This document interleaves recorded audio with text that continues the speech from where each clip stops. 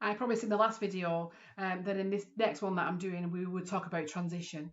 Because in England now, a plan has been outlined for some children to begin returning to school, for a wider opening of schools, and increased numbers of children having access to schools and education settings. And this is focusing on younger children, so it will be early years settings, it will be reception and year one classes and year six classes.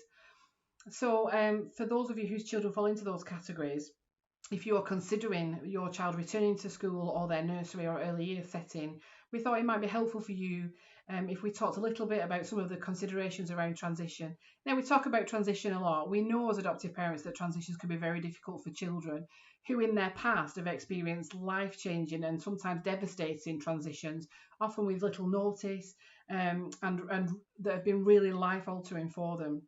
And so we know that every transition has a possibility to be a trigger point or a crisis point. And at Adoption UK, we're particularly concerned about this transition back to school. Of course, children will transition in and out of school a number of times through the school career, but normally those transitions are heralded by very clear signs that it's coming. People know when it's going to happen, and there's lots of signs that it's going to happen, and there is time to prepare. So, for instance, every year children will have a long break over the summer, but before that, the school starts to shift its expectations, knowing that this long break is coming, and signs appear that children learn to understand, like there might be an end of year show or concert, there might be a summer fit or a sports day or a non-uniform day. Some of these things start to go into the school calendar in the summer. Even the change in weather can be a reminder to children that a transition is coming. And so it really is quite a lengthy thing. You have time to prepare. And schools do their best to make these good endings for children, particularly if children are leaving one setting or class and moving to another after the holidays. Children usually have time to say goodbye to teachers. If they're leaving the setting, there might be a farewell assembly or a leavers assembly, or even some kind of prom or passing out kind of parade. When we went into lockdown, none of that was possible. So our children went through a really major transition in a very short space of time with very little warning, and none of the signs that would normally begin to prepare them over time for the transition coming. And to make that even worse, this transition took place during a time of heightened anxiety in the nation.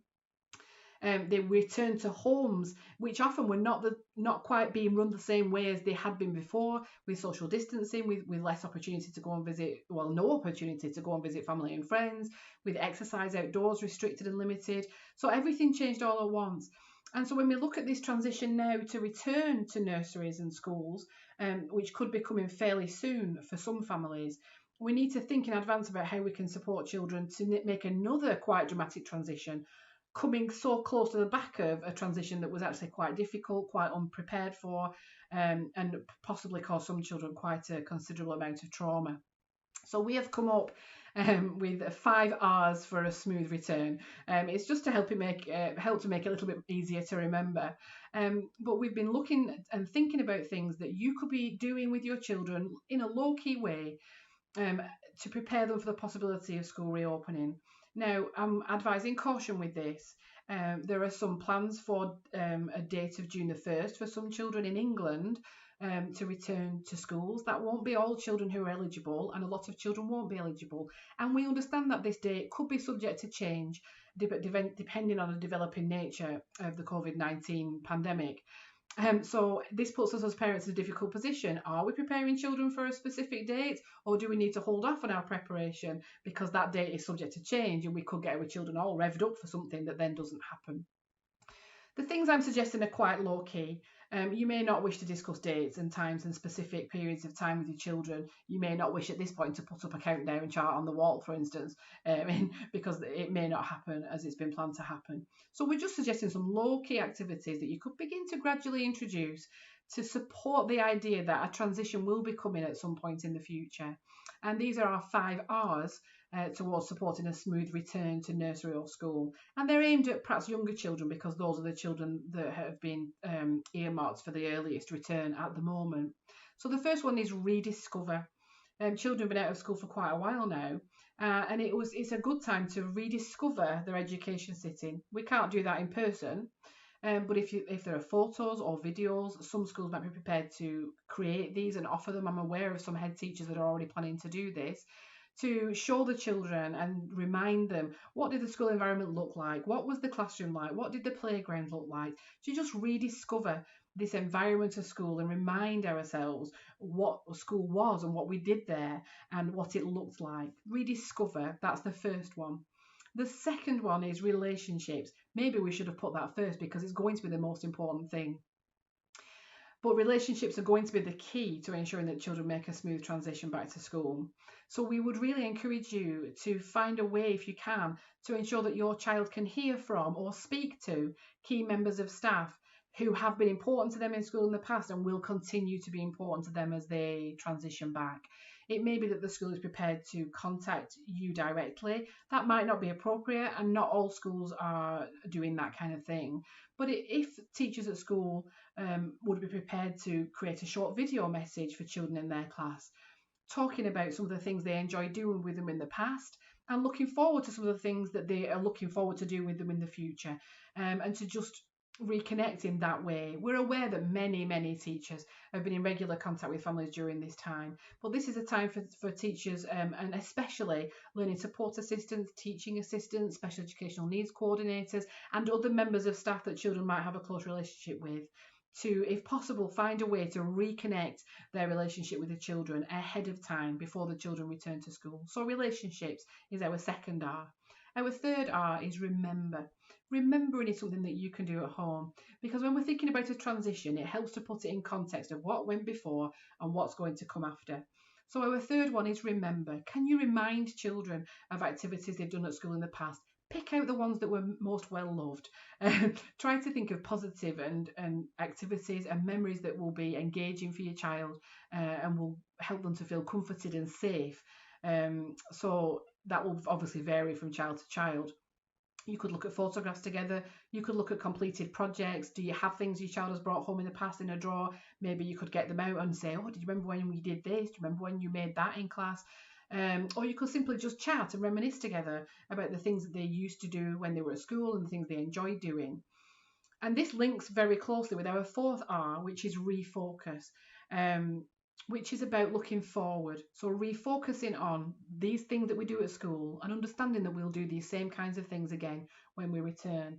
Now we know, and we need to be realistic, that many aspects of the school day will have to be altered because of the social distancing restrictions that are being put in place to try to reduce the risk of transmission of COVID-19. So we cannot promise children that school will be exactly as it was before, but we can talk about the members of staff that they might be looking forward to seeing, other children that they might be looking forward to seeing. We can talk about favourite activities and particularly focus on the ones they're most likely to still be able to do when they return to school. Those things will be different for different children, but it could be playground games they enjoy playing with appropriate social distancing in place, or just seeing their friends, or particular lessons that they enjoy doing. If your child really used to enjoy doing art and craft, you can talk about the possibility of returning to school and doing more art and craft. So it is just linking the past and the present and the future. This is what used to go on. This is the transition we're going to undertake, but this is what it's going to lead to, so that children are secure in what is changing and what is staying the same. So that's our fourth one, refocus. And the fifth one is routines. Now, as I said earlier, some of the routines around school will not be quite the same when we return, and it's difficult for us right now to understand exactly what those routines will be. Schools are currently planning, and nurseries, to be able to inform parents in advance of the new kinds of routines that will have to be brought in place. But there are some things that won't change. Children will still be putting on their school clothes or their nursery clothes. They will still be packing their bags to take with them. If you have packed lunches, you'll still be preparing packed lunches. There are things that you do at home which are common to every school or nursery day for you, and which ground children in that regular routine that they're so familiar with. So the fifth thing is routines. This is something that will need to be done nearer the time, perhaps when you're more certain of when it is that your child might be returning to their setting. But begin to talk about the routines that you will do and begin to involve the children in preparing for those routines and then joining in with those routines. so that they, in a little bit advance if possible, so that they begin to get back into the ways that they remember from the past of how it used to be when we got up in the morning and we got ready for nursery or school and we got our bag and we got our shoes and we put our packed lunch in, and the different things that you used to do. Those will obviously be different from household to household. We know that a lot of things will change. There are a lot of things that have changed in your home, and a lot of things will be changing at nursery and school. But it will help children if we can support them to hold on to the things that have and will remain the same in terms of our routines. So those are our 5 R's: rediscover, relationships, remember, refocus, and routines. Um, your children may need additional support, your children may need other things put in place, but we think this is a good basis for beginning to have some ideas and beginning to generate your own activities and support mechanisms that will help to make the return to school or nursery as smooth as it can possibly go. Bye.